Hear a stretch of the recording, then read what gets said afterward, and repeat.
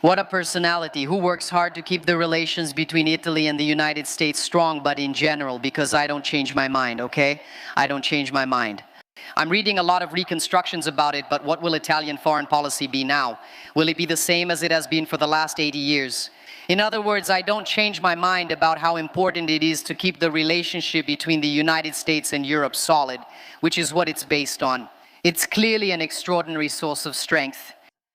Giorgia Meloni tried to put out the fire with Donald Trump after days of public sparring between the Italian Prime Minister and the President of the United States.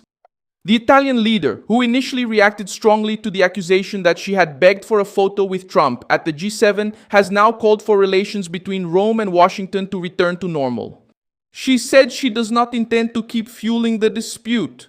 She said Italian foreign policy will remain the same as it has been for the past 80 years. And she emphasized that the connection between the United States and Europe cannot be undone by memes, viral videos, or social media arguments. That's where the retreat becomes evident. After confronting Trump on a personal level, Meloni returned to reality and acknowledged that the alliance with the United States is too significant to be treated as entertainment. At the same time, she tried to stand firm on Iran, saying that the Ayatollah's regime cannot have nuclear weapons or warheads combined with long-range missiles. The first is, let's say, the fate of the so-called Iranian nuclear program.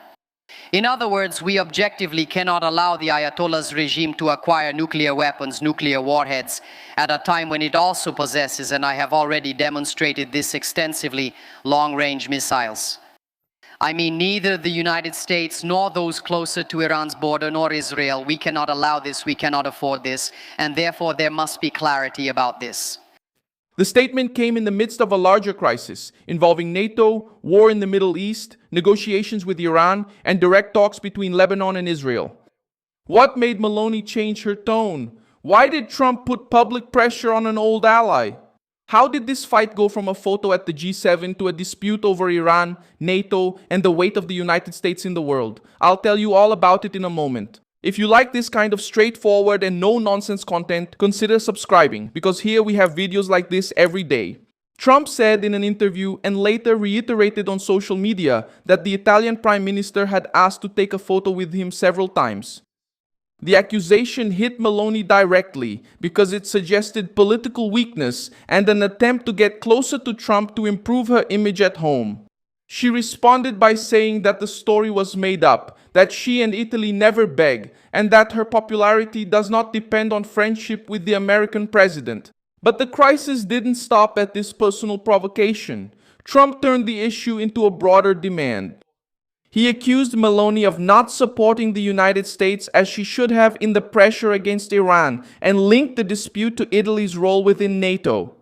The message was harsh because it cast doubt on the stance of a European ally at a time of high tension in the Middle East. In other words, Trump wasn't just unprepared, he was arguing over a photo.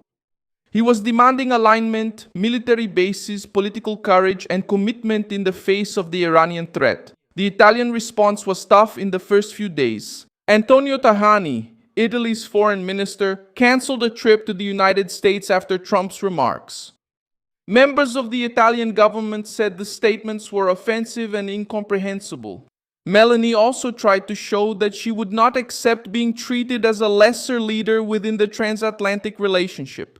The problem is that a public dispute between Rome and Washington has its limits, because Italy depends on the military, economic, and diplomatic alliance built with the United States since the post-war period. At this point, Meloni changed her tone. And let's say good luck with the initiative, even if it ends with this interview, so I should have said that earlier. Look, I'm not able to give an answer to that question, I'm being honest, in the sense that I was sincerely impressed. And when I said I was impressed, I was being extremely sincere. I clearly read the various reconstructions that were made, along with the supposed videos that supposedly went viral, in which my stance could be seen. I seemed not very assertive, regardless of whether it was because of my fingers or not. Just like the reconstructions, which would also talk about an attempt to divert attention, let's say, from the progress of the negotiations with Iran, and therefore finally bring the attention back to the difficulties within NATO. In fact, in the last few hours, as you saw, the front has expanded very little, right? I mean, it's not just Italian, but all of this also involves other countries. I don't know, I can't say if these reconstructions, I have already said and I repeat that I don't intend to keep fueling this confrontation. I believe that our bilateral work with the United States should return to full normality, and also everything I stated yesterday in the Council of Ministers regarding our upcoming commitments. The statement targeted the memes and interpretations that dominated the internet, but it also served as an attempt to take the crisis out of the emotional sphere and put the issue back on the diplomatic table. Meloni tried to preserve her image without breaking with Trump. She repeated that she hasn't changed her mind, that Italian foreign policy will follow the same line it has followed for the last 80 years, and that the relationship between the United States and Europe remains fundamental. That's the sensitive point. After clashing, she had to acknowledge it in public. Her statement smells like a retreat because Meloni knows that Trump treats alliances as concrete exchanges. For him, those who receive American protection need to provide support when a crisis hits, and the crisis now involves Iran. Trump has been demanding more firmness from European allies in dealing with the Iranian regime, while Italy has tried to maintain a more controlled stance because of its position in the Mediterranean, its commercial interests, its military bases, and the internal pressure caused by the media. Mediterranean, its commercial interests, its military bases, and the internal pressure caused by the war. Meloni also tried to heal the wound with a key phrase. She said that the Ayatollah's regime cannot be allowed to have nuclear weapons, nuclear warheads, and long-range missiles. She wasn't just talking about Israel or the United States. The Prime Minister stated that the threat also reaches nearby nations and Europe itself. The message puts Meloni back alongside Trump's main concern, preventing Tehran from turning military power, missiles, and nuclear ambition into a direct threat to the West. It's such an old and solid cooperation that it's not as if it would suddenly just disappear or need to be discussed again now because of a debate on social media. These are relationships that, let's say, don't depend on or, in any case, don't begin or end based on who is governing the United States at that moment instead of Italy or any other European country. We need to bring, let's say, the terms of foreign policy back to the depth they should have, because sometimes we talk about foreign policy as if it were, I don't know, Temptation Island. Yeah, I say this referring to the memes I see going around, but anyway, foreign policy is much more complex than that. This position helps Meloni get out of the crisis without seeming completely defeated. But for Trump, the message was already clear. Political friendship without real alignment is not enough. The dispute also exposed a change in the way Trump handles relations with allies. He doesn't treat NATO as an automatic protection club. He demands spending, support, and reciprocity. When a European leader tries to stay on the fence, Trump applies public pressure. That's what happened to Meloni. The Italian Prime Minister, long seen as one of the European leaders closest to the American president, felt the impact of being held accountable just like any other ally. Italy found itself in an uncomfortable position because it hosts important American military structures and is part of NATO, but it also needs to manage a public opinion that is sensitive to conflicts in the Middle East. The episode also affects the European Union. Meloni said that the relationship between the United States and Europe needs to remain strong, but this statement comes precisely when part of the bloc is trying to talk about strategic autonomy and greater distance from Washington.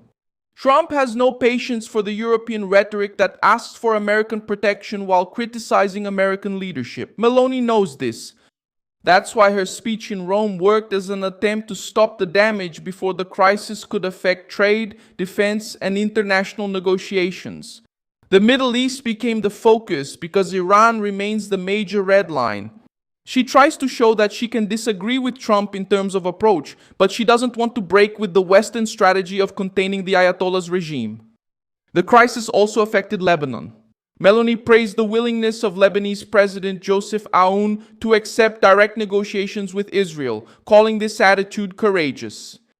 I can apply the same reasoning when it comes to Lebanon, which is a fundamental nation for us, where Italy has a long history of work, of truly extraordinary commitment on the front line.